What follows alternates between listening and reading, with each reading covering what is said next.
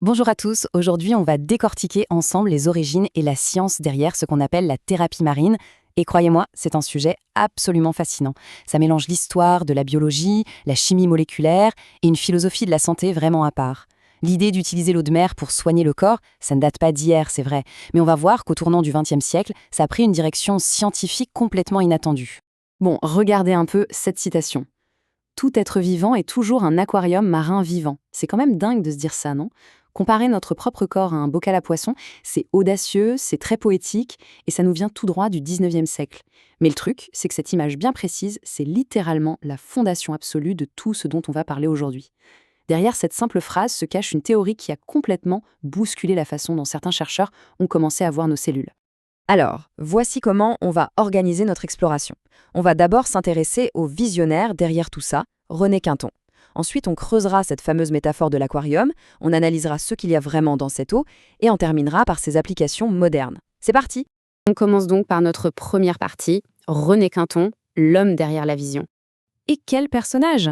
Quinton, ce n'était pas du tout le scientifique enfermé dans son labo, pas du tout. Le type était biologiste, oui, mais aussi humaniste, philosophe, héros militaire, mécène et même pionnier de l'aviation. Un vrai touche-à-tout. Et c'est lui qui, en 1897, débarque avec un principe biologique totalement nouveau. Son idée, la vie animale, même en évoluant, tendrait toujours à conserver les conditions de ses origines. Il publie tout ça noir sur blanc en 1904 et, fait super intéressant, plus de 40 ans plus tard, en 1950, ces mêmes théories ont trouvé une validation académique grâce au professeur de biologie Henri Dauphin. Donc l'idée a vraiment fait son chemin dans le temps. Ce qui nous amène tout naturellement à notre deuxième point, le concept de l'aquarium. Et c'est là que ça devient vraiment intriguant. Si on se penche sur la définition officielle, la thérapeutique marine, c'est avant tout présenté comme une technique de nutrition cellulaire. Concrètement, l'objectif revendiqué, c'est de retaper des cellules endommagées en utilisant précisément leur environnement marin d'origine. Selon cette approche médicale, qui est quand même plus d'un siècle, je vous le rappelle, la qualité de l'eau extracellulaire à l'intérieur de notre corps serait la clé absolue pour maintenir le fragile équilibre hydrominéral de nos cellules. Pour vraiment bien saisir, il faut s'imaginer l'océan primordial. Selon la théorie de Quinton, la vie animale, qui est née dans la mer, va s'obstiner à résister au changement de son environnement. En gros, au lieu de juste s'adapter passivement à la terre ferme, la vie aurait modifié ses propres formes anatomiques dans un but bien précis, recréer et maintenir à l'intérieur de l'organisme la température et la concentration saline exacte de cet océan des origines. C'est une vision de l'évolution assez vertigineuse quand on y pense. Et c'est ici qu'on arrive au cœur absolu de cette philosophie, la comparaison entre nos fluides et l'océan.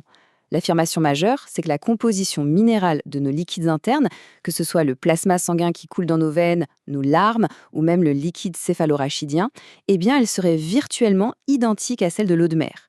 En résumé, notre corps serait juste une machine ultra sophistiquée pour transporter un petit bout d'océan à l'intérieur de nous. Allez, on passe aux choses sérieuses, on quitte un peu la philosophie pour regarder la chimie.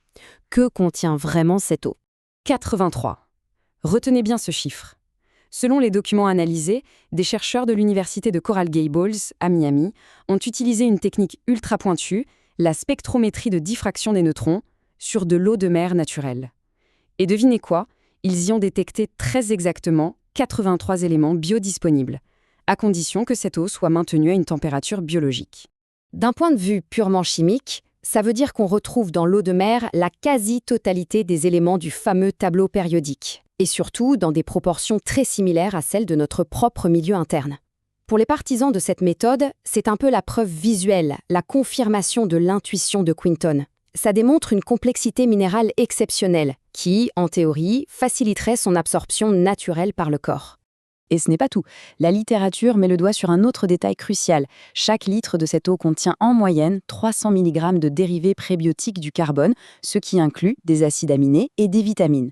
Concrètement, à quoi ça sert? Eh bien, c'est ce qui permettrait au corps humain d'assimiler cette eau si facilement, sans la rejeter, en créant une véritable symbiose naturelle grâce aux éléments transformés par le plancton.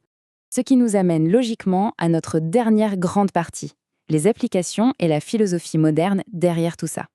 Alors, vous vous demandez sûrement comment une idée centenaire est concrètement utilisée de nos jours. Les sources listent un nombre impressionnant de domaines d'application clinique. On nous parle de praticiens qui utiliseraient cette thérapie pour le renouvellement cellulaire en dermatologie, en gastro-entérologie, et ça va jusqu'à la neurologie ou la médecine du sport.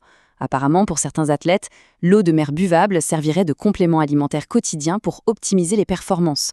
Le champ d'action revendiqué est hyper vaste. Si on reste totalement neutre et qu'on observe l'ensemble de ces revendications médicales, l'objectif global affiché est très clair, c'est la santé organique totale. L'idée de fond, c'est de contrer l'affaiblissement cellulaire de la vie moderne, qu'il soit dû à la pollution, la déshydratation ou les carences, en restaurant cet équilibre originel. Et c'est justement pour ça qu'on retrouve une forte concentration d'applications dans des domaines super sensibles, comme la santé maternelle ou la pédiatrie. Mais attention, on ne parle pas d'aller boire la tasse à la plage. Pour atteindre ce niveau de qualité et conserver ses vertus supposées, les laboratoires modernes s'appuient sur un processus extrêmement strict de stérilisation à froid. L'eau ne doit absolument jamais être chauffée. C'est la clé de voûte de toute la méthode. Il faut s'assurer que les éléments biologiques qui sont très fragiles ne soient pas détruits, ce qui nous éloigne complètement des méthodes de traitement de l'eau classique. Pour terminer, je vous laisse sur cette question un brin provocatrice, mais tellement fascinante. Face aux défis de notre santé moderne, est-ce que la solution ultime nous a toujours attendus, là, tranquillement, sous les vagues de nos océans primordiaux? C'est une perspective vraiment riche, qui rend hommage à l'histoire de la biologie et qui invite incontestablement à la réflexion. Merci d'avoir suivi cette analyse et à très vite.